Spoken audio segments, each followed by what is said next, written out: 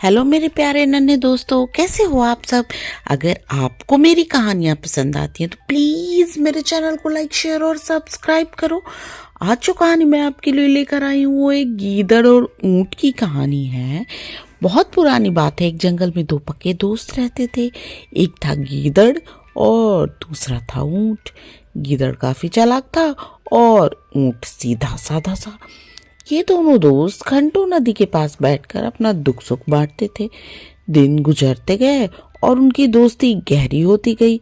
एक दिन किसी ने गीदड़ को बताया कि पास के गांव में के खेत में पके हुए तरबूज हैं। ये सुनते हुए गीदड़ का मन ललचा गया, लेकिन वो खेत नदी पार था। अब नदी को पार करके खेत तक पहुंचना उसके लिए मुश्किल था, इसलिए वो नदी पार करने की तरकीब सोचने लगा। सोचते सोचते वो ऊंट के पास चला गया। ऊंट ने दिन के समय गीदड़ को देखकर पूछा, मित्र तुम यहाँ कैसे? हम तो शाम को नदी किनारे मिलने वाले थे। तब गीदड़ ने बड़ी ही चालाकी से कहा, देखो मित्र, पास के ही खेत में पके तरबूज हैं। मैंने सुना तरबूज बहुत मीठे हैं, तुम उन्हें खाकर खुश हो जाओगे, इसलिए तुम्हें बताने चला आया। ऊंट को तरबूज काफी पसंद था। वो बोला, वाह, मैं अभी उस गांव में जाता हूँ। मैंने बहुत समय से तरबूज नहीं खाए हैं। ऊंट जल्दी जल्दी नदी पार करके खेत जाने की तैयारी करने लगा। तभी गीदड़ ने कहा, दोस्त, तरबूज मुझे भी अच्छे लगते हैं, लेकिन मुझे तैरना नहीं आता है। तुम तरबूज खा लोगे तो मुझे लगेगा कि मैंने भी खा लिए। तभी ऊँट बोला, तुम चिंता मत करो, मैं तुम्हें अपनी पीठ पर बिठाकर नदी पार करवाऊंगा, फिर साथ में मिलकर तरबूज खाएंगे। ऊँट ने जैसा कहा था वैसा ही किया। खेत में पहुंचकर गीदड़ ने मन भर कर तरबूज खाए और खुश हो गया। खुशी के मारे वो जोर जोर से आवाजें निकालने लगा। तभी ऊँट ने कहा, तुम शोर मत मचाओ, लेकिन वो माना नहीं। गीदड़ की आवाज सुनकर किसान डंडे लेकर खेत के पास आ गया। गीदड़ चालाक था, इसलिए जल्दी से पेड़ों के पीछे छुप गया। ऊंट का शरीर बड़ा था, इसलिए वो छुप नहीं पाया। किसानों ने गुस्से के मारे उसे बहुत मारा। किसी तरह अपनी जान बचाते हुए ऊंट खेत के बाहर निकला।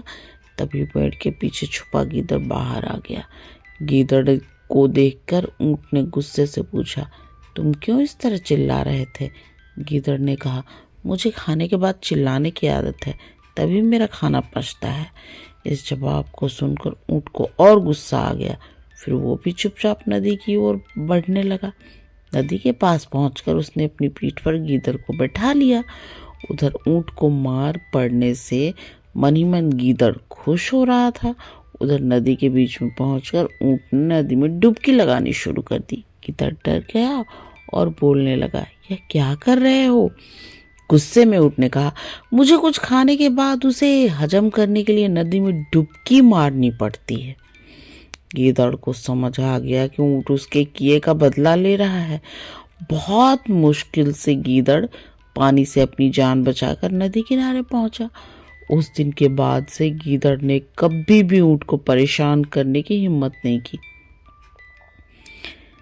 ऊंट और गीदड़ की कहानी से हमें सीख मिलती है, बच्चों की चालाकी नहीं करनी चाहिए। अपनी करनी खुद पर भारी पड़ जाती है। जो जैसा करता है उसे वैसा ही भरना होता है। अगर आपको मेरी कहानी पसंद आई हो बच्चों, तो पता है ना क्या करना है, सब्सक्राइब।